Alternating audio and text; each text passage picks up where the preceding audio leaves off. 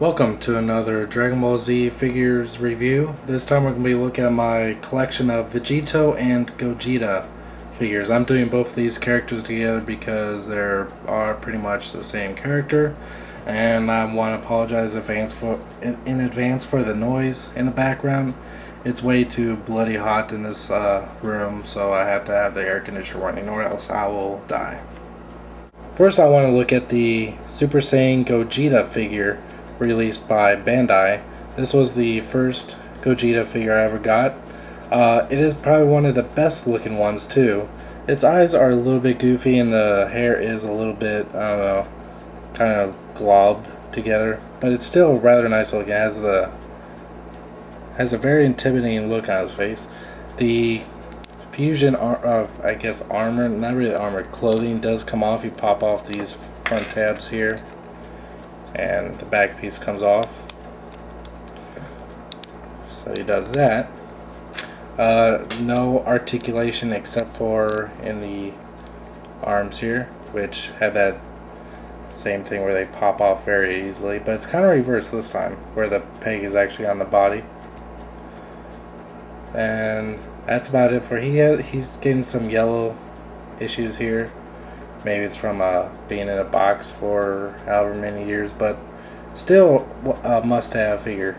And I do prefer the yellow hair to the golden hair version. Is the Gogeta figure released by I forget what company, Bang Presto I think, in Europe, but it was re-released in the US under Bandai, I think. No? Yes. Or Irwin. I forget what. Maybe it was Irwin. But this one's kind of weird. You can have his arm. I guess they have it with the finger pointed up because from the cover of the movie, his finger's pointing up, and that's how he uses his one attack. But just the proportions on this version of Gogeta are just really weird. His head is pretty big for his body. His head, in fact, is almost as big as his entire torso here. He has really skinny neck. His legs feel real short and stumpy, and it's just kind of silly looking. I do like the hair sculpt on this one better though. So that one's pretty nice, but it's not nearly as good as this. Is the Super Saiyan 4 Gogeta figure released for Dragon Ball GT.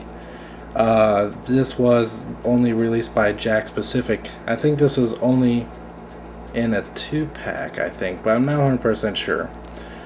This is actually a very nice figure. I do like the GT figures a lot by Jakks Pacific. They're bigger, they have a lot more detail on them, and they just feel more solid. Especially with the Goku figures, in my opinion. And this one has a lot of articulation. The ankles here can go side to side, up and down. The tail goes all the way around. The head does have some movement, but with the hair and the vest here, it's kind of restricting. And some waist and arm articulation. And the brown fur looks very nice up close. So this is probably one of my favorite figures out of this whole group, next to Bandai Gogeta.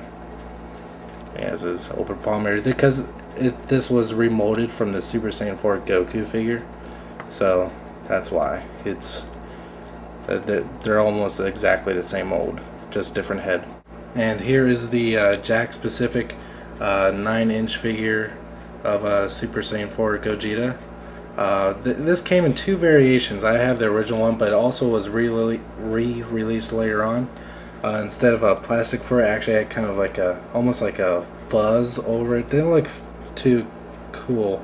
It seemed more like moss that was like covering it. It was that type of fabric, I guess, that they use on some toys.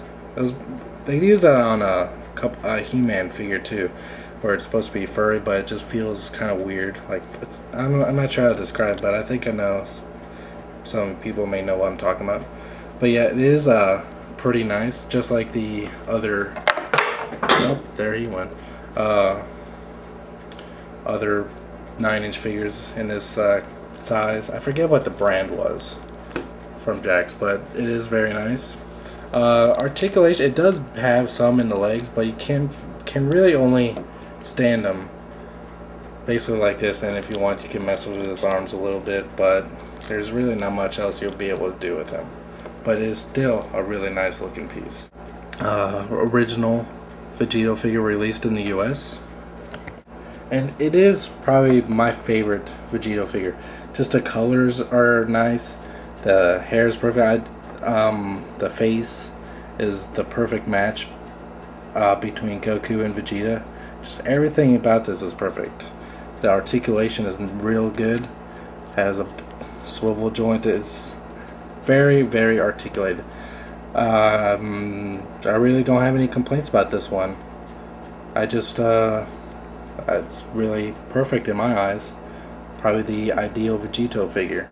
The next Vegetto figure was released by, I think, Irwin Toys or Jakks, this one, which is kind of a retooling of the first one with different hands and arms, but they repainted in a lighter blue and new head, but it's not nearly as good looking. The face is kind of jacked up and the eyes are kind of weird, and the head design is just kind of chunky looking, just not as good looking as the first one. What they really should have done in the first place was simply repainted it, which they did later on.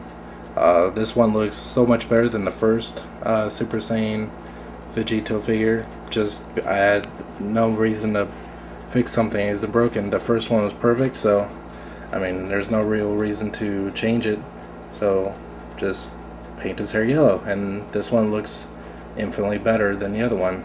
So these two side by side are probably the best Vegetto figures that you could probably ask for. So this wraps up my reviews of my Vegetto and Gogeta figures. Continue on with my Dragon Ball Z figures tomorrow. Until next time, thank you for watching.